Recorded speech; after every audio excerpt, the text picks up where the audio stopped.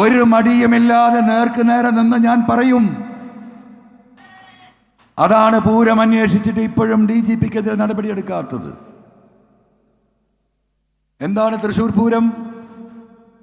തൃശ്ശൂരിന്റെ വികാരം മാത്രമാണോ? ഈ കേരളത്തിന്റെ വികാരമാണ് തൃശ്ശൂർ പൂരം. അതിൽ ജാതിമത വ്യത്യാസമില്ല. അവിടുത്തെ ജനങ്ങളെ ഈ സർക്കാരിനെതിരാക്കാനുള്ള ഏറ്റവും നല്ല ആയുധം പൂരം കലക്കണം. കലക്കിയാൽ മാത്രം പോരാ, ഒന്നായിട്ട് കലക്കണം. 2 ദിവസമാണ് ഈ അജിത് കുമാർ ക്യാമ്പ് ചെയ്തത് അല്ലോ. റിപ്പോർട്ട് കൊടുത്തല്ലോ. എന്തായിരുന്നു ആദ്യം പറഞ്ഞിരുന്നത്? അജിത് കുമാർ തൃശ്ശൂരിൽ ആ ദിവസം തലേന്നുമില്ല. ഞാനന്നും പറഞ്ഞു, എന്തിനാണ് അജിത് കുമാർ അവിടെ നിൽക്കേണ്ട ആവശ്യം? അദ്ദേഹം ഗ്രൗണ്ടിൽ ഇറങ്ങിയിട്ട് പൂരം കലക്കാനാണെങ്കിൽ ഈ പറയുന്നത് ശരിയാണ്.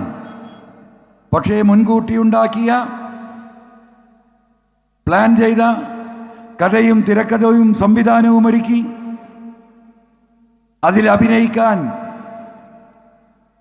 ഒരു IPS ഓഫീസറെ ചുമതലപ്പെടുത്തി തൃശ്ശൂരിൽ നിന്നുകൊണ്ട് നേരിട്ട് നിയന്ത്രിച്ചു. എന്താ ധൈര്യം? അദ്ദേഹത്തിൻ്റെ സാന്നിധ്യം അവിടെ ആവശ്യമുണ്ടോ? ഈ പോലീസ് ഉദ്യോഗസ്ഥർക്ക് ഇന്ന രീതിയിൽ ചെയ്യണമെന്ന് പറഞ്ഞ് പോലീസ് ഹെഡ്ക്വാർട്ടേഴ്സിൽ അദ്ദേഹത്തിനെ നിയന്ത്രിക്കാലോ. അപ്പൊ എന്താണ് അജിത് കുമാർ കരുതിയത്? ഇതിന്റെ മുകളിലൊന്നും ഒരു കാലത്തും ഒരു അന്വേഷണവും വരില്ല. അപ്പൊ മുഖ്യമന്ത്രിയെ തൃപ്തിപ്പെടുത്തണം.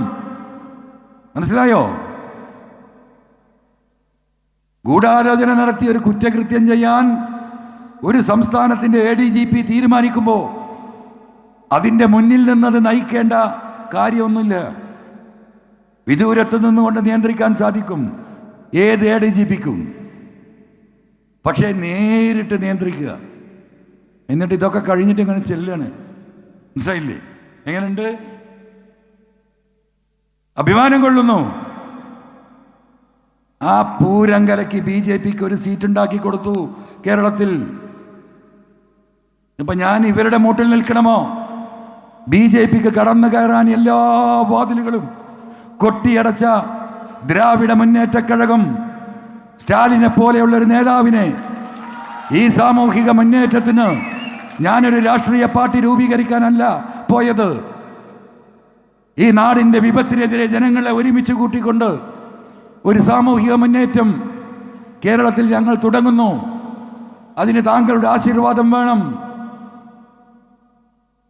തമിഴ്നാട്ടിലെ ജനങ്ങളുടെ ആശീർവാദം വേണം.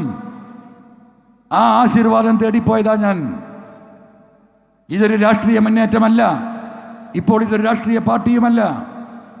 ഇത് പരിപൂർണമായും ഒരു സാമൂഹിക മുന്നേറ്റമായി സമൂഹത്തിൽ ഇന്ന് നടക്കുന്ന ഇവിടുത്തെ നയരേഖയിൽ സൂചിപ്പിച്ച അനീതിക്കും അക്രമത്തിനുമെതിരെ ഈ നാട്ടിലെ നിഷ്കളങ്കരായ മനുഷ്യരെ അണിനിരത്തിക്കൊണ്ടുള്ള നിയമപരമായ ജനകീയ മുന്നേറ്റം.